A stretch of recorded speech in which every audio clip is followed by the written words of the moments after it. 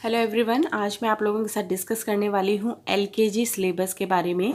ये जो सिलेबस है मेरे पास, जो मैं आप लोगों के साथ आज शेयर करने वाली हूँ, ये सारा सिलेबस वही सिलेबस है जो सीबीएसई, आईसीएसई और एसएससी के अंतर्गत आता है। तो आप इस सिलेबस को अपने बच्चे को घर में इस लॉकडाउन में बहुत आराम से करवा सकते हैं। अगर आपके पास बुक अवेलेबल नहीं है तो आप इस सिलेबस को फॉलो करके अपने बच्चे की जो है एलकेजी की प्रिपरेशंस करवा सकते हैं। तो चलिए देख लेते हैं एलकेजी के अंदर जो जो सिलेबस है वो हम लोग आज कवर अप करेंगे। तो सबसे पहले हम बात करने वाले हैं मैथ्स के बारे में। तो मैथ्स में एलकेजी के सिलेबस में आते हैं सबसे पहले नंबर्स। तो नंबर्स यानी कि 1 से लेकर के 100 तक बच्चे को काउंटिंग करवाई जाती है। ओरल काउंटिंग, जो वर्बली काउंटिंग होती है वो करवाई जाती है। और उसके बाद आती है हमारी बैकवर्ड काउंटिंग। तो बैकवर्ड काउंटिंग वैसे तो 20 से लेकर के 1 तक करवाई जाती है। मैं आपको शो कर देती हूँ।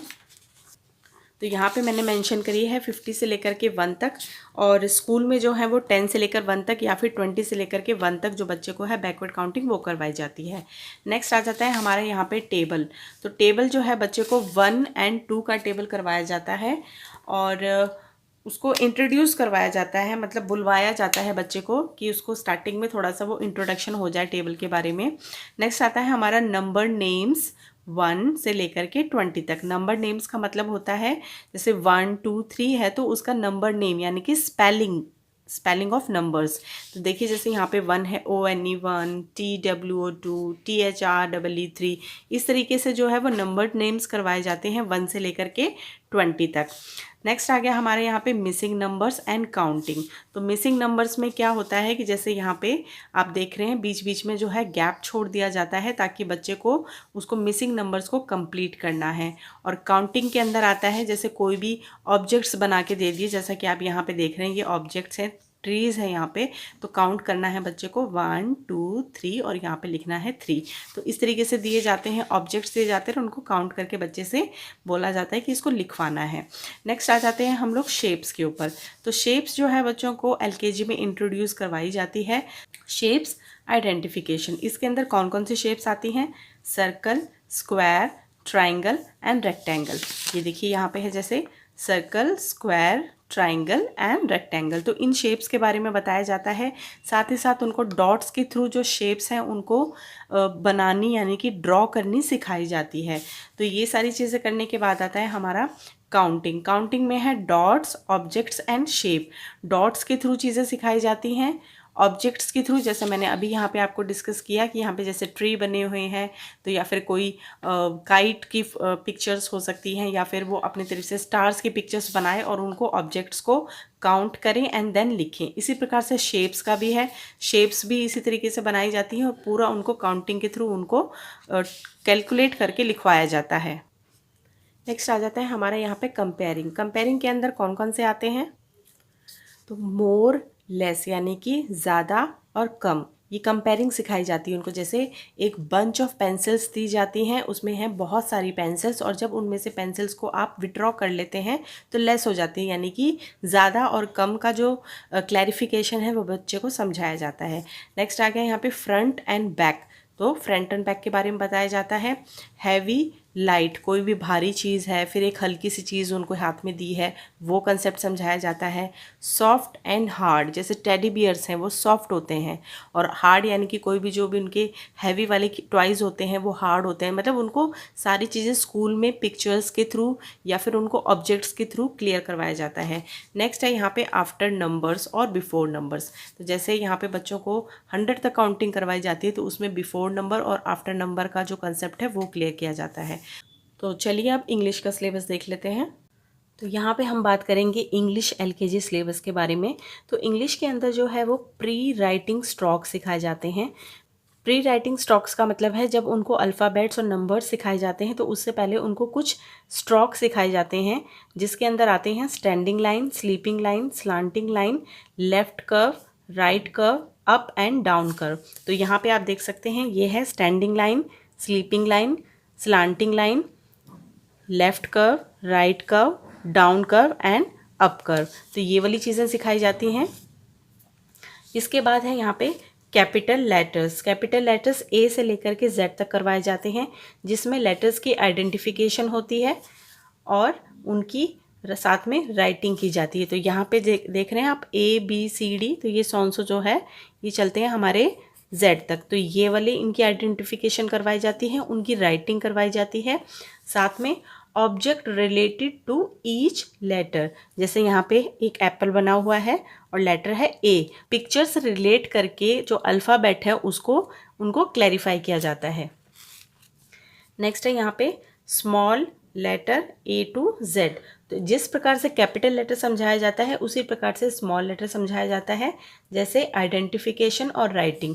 तो ये देखिए यहाँ पे जो है वो आइडेंटिफिकेशन भी है और साथ में राइटिंग भी है। उसके बाद आता है हमारा object related to each letter. जैसे यहाँ पे ऑब्जेक्ट रिलेटेड था लेटर के साथ में, ऐसे ही स्मॉल लेटर में करवाया जाता है। Matching capital and small letter. तो ये देखिए जैसे ये कैपिटल A है और उसका स्मॉल लेटर है ये वाला A, B, तो इनको जो है वो पूरा समझाने के बाद उनको मैचिंग समझाया जाता है। जैसे बच्चे को बोल दिया कि कैपिटल D है, उसका स्मॉल d लिखिए, तो स्मॉल d आएगा हमारा ये वाला। देन उसके बाद आते हैं हमारे वॉवल एंड कॉन्सोनेंट।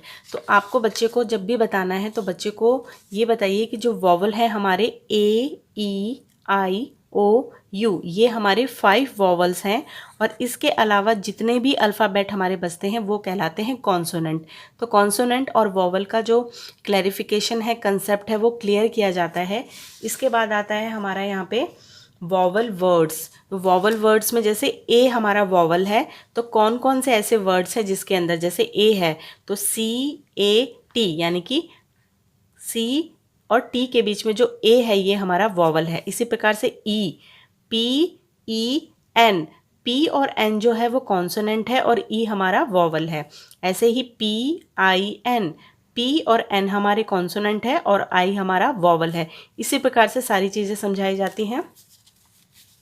नेक्स्ट है हमारे यहाँ पे राइमिंग वर्ड्स। तो राइमिंग वर्ड्स में क्या होते हैं, जो वर्ड्स एक जैसे सुनने में लगते हैं, जैसे हैन, पेन, टेन। आप ये देखिए हैन, पेन, मैन, टेन, एक और पेन भी लिख सकते हैं हम।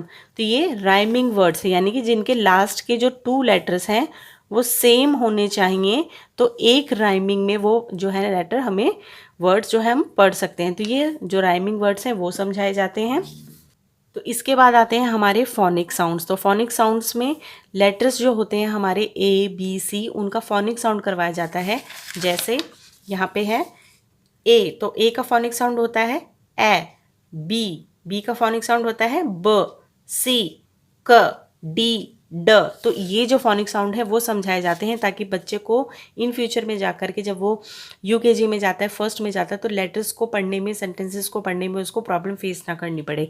आर्टिकल के बारे में बताया जाता है। आर्टिकल होते हैं हमारे A और N। जैसे A मैट, एन एप्पल, तो ये जो है आर्टिकल, उसके कंसेप्ट क्लियर किए जाते हैं। उसके बाद आता है दिस, दैट, दीज, दोज। तो दिस जो है for something near, that for something far. तो दिस का मतलब कोई भी चीज़ जो पास में होती है। जो बच्चे को कैसे समझाया जाता है, देखिए जैसे यहाँ पे एक पिक्चर बनी हुई है एप्पल की, ठीक है।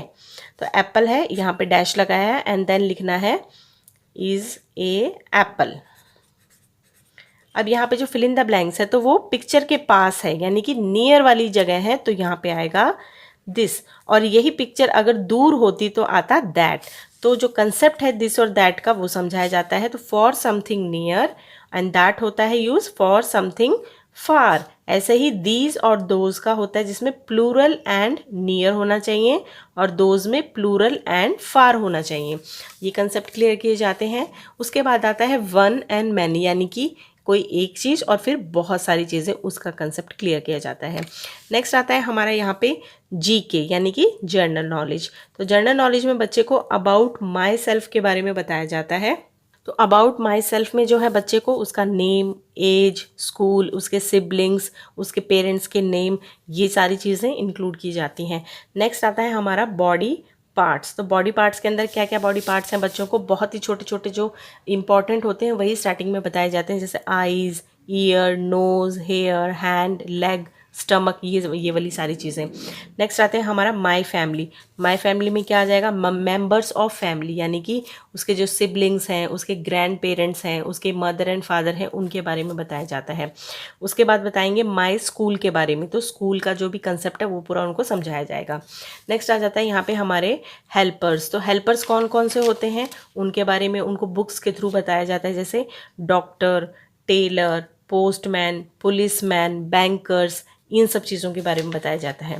थर्ड आता है हमारा पार्ट्स ऑफ कंप्यूटर। तो पार्ट्स ऑफ कंप्यूटर में कौन कौन से आ गए हमारे, जैसे monitor, CPU, mouse, keyboard, and last but not the least indoor games and outdoor games. तो इंडोर गेम्स के बारे में, जैसे इंडोर गेम्स में लूडो और में कैरम बोर्ड्स होते हैं, या इंडोर भी आप बच्चों को बहुत सारी एक्टिविटीज़ करवा सकते हैं, उनके साथ फन एक्टिविटीज़ शेयर कर सकते हैं उनके बारे में। और आउटडोर गेम्स के बारे में, जैसे पार्क में बच्चे जाते हैं, वहाँ पे खेलते हैं, बैट बॉल खेलते हैं, और बहुत सारे जो गेम्स होते हैं वो खेलते हैं, तो उन चीज़ों के बारे में बताया जाता है। तो ये जो आज हम लोगों ने डिस्कस किया है, ये किया है LKG का सिलेबस। और ये सिलेबस जो है वो आप अपने बच्चों के साथ शेयर कर सकते हैं, उनको बिल्कुल प्रिपरेशन करवा सकते हैं सिलेबस के साथ में। तो अगर आपको ये वीडियो पसंद आती है तो प्लीज़ वीडियो को लाइक कीजिएगा, शेयर कीजिएगा और मेरे चैनल को सब्सक्राइब कीजिएगा। वीडियो देखने के लिए बहुत बहुत शुक्रिया। Thank you so much.